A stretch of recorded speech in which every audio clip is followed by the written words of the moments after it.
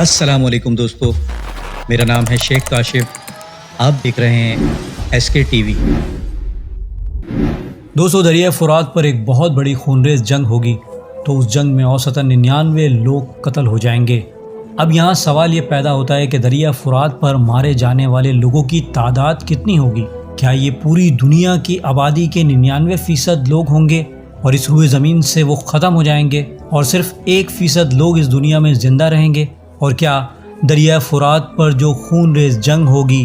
وہ صرف دریائے فرات سے نکلنے والے سونے پر ہوگی یا اس جنگ کی کوئی اور بھی وجہ ہوگی؟ آج کی اس ویڈیو میں ان تمام تر سوالوں کو جاننے کی کوشش کریں گے، اس لیے اس ویڈیو کو اینڈ تک پورا لازمی دیکھیے گا اور اس ویڈیو کو لائک اور شیئر بھی ضرور کیجیے گا۔ جزاک اللہ۔ دوستو، صحیح مسلم میں حضرت ابو ہریرہ رضی اللہ تعالیٰ عنہ سے روایت ہے کہ نبی کریم صلی اللہ علیہ وآلہ وسلم نے ارشاد فرمایا، قیامت اس وقت تک قائم نہ ہوگی جب تک فرات سے ایک سونے کا پہاڑ نہ نکل آئے۔ لوگ اس کے سونے کے لیے جنگ کریں گے اور ہر 100 میں سے 99 لوگ اس جنگ میں ہلاک ہو جائیں گے، اور ہر ایک بچنے والا یہی سوچتا ہوگا کہ شاید میں ہی اکیلا بچا ہوں اور یہ سونا مجھے ہی حاصل ہوگا۔ اب دوستو، ہمیں یہ معلوم تو ہو گیا کہ دریائے فرات پر قیامت سے قبل ایک بہت بڑی خونریز جنگ ہوگی اور وہ کسی خزانے کے لیے ہوگی۔ مگر دوستو، دریائے فرات کوئی چھوٹا دریا نہیں،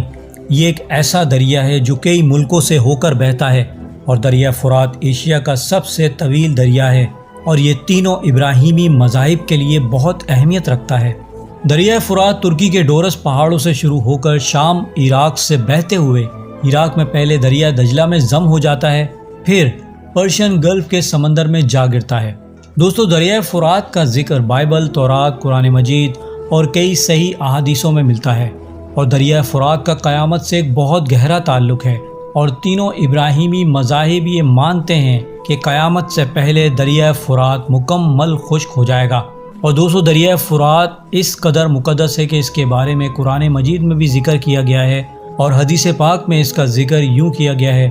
کہ سدرۃ المنتہا کے درخت کی جڑ سے 4 نہریں بہتی ہیں، 2 ظاہری اور 2 باطنی۔ جو 2 ظاہری نہریں ہیں وہ اس زمین پر دریائے نیل اور دریائے فرات میں بہتی ہیں، اور جو باطنی نہریں ہیں وہ جنت میں جا گرتی ہیں۔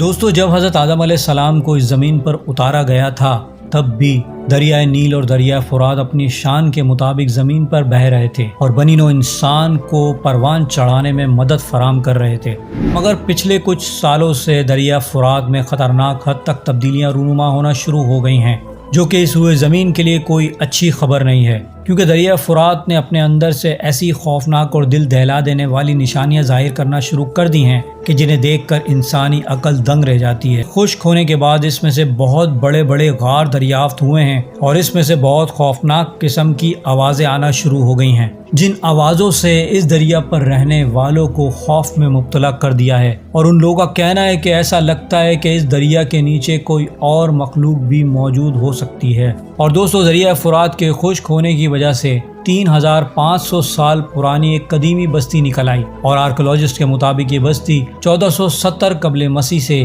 1275 قبل مسیح کے درمیان قائم ہوئی تھی، اور یہ بستی بغداد سے محض 100 کلومیٹر دور دریائے فرات کے خشک ہونے کی وجہ سے دریافت ہوئی۔ اور اس بستی یا شہر کو انسانی تاریخ کا وہ شہر بتایا جا رہا ہے جس کی آبادی 3 لاکھ سے بھی زیادہ تھی، یعنی یہ بستی حضرت سلیمان علیہ السلام کے زمانے کے بعد کی ہے۔ اور دوستو، یاد رکھیے گا کہ جب ہیکل سلیمانی کو پہلی دفعہ بخت نصر نے توڑا تھا اور لاکھوں یہودیوں کو قیدی بنا کر اپنے ساتھ لے گیا تھا، تو اس نے دریائے فرات کے کنارے ایک بستی آباد کی تھی جہاں اس نے تمام یہودیوں کو قید کیا تھا، اور اس بستی کا نام اس نے تل ابیب رکھا تھا، اور آج یہودیوں نے اسی کی یاد میں اسرائیل میں اپنے ایک شہر کا نام تل ابیب رکھا ہوا ہے۔ دوستو، دریائے فرات کا سب سے زیادہ کلیم جوئش کرتے ہیں۔ آپ ذرا گریٹر اسرائیل کا یہ نقشہ غور سے دیکھیے کہ یہ کہاں سے شروع ہو کر کہاں ختم ہوتا ہے۔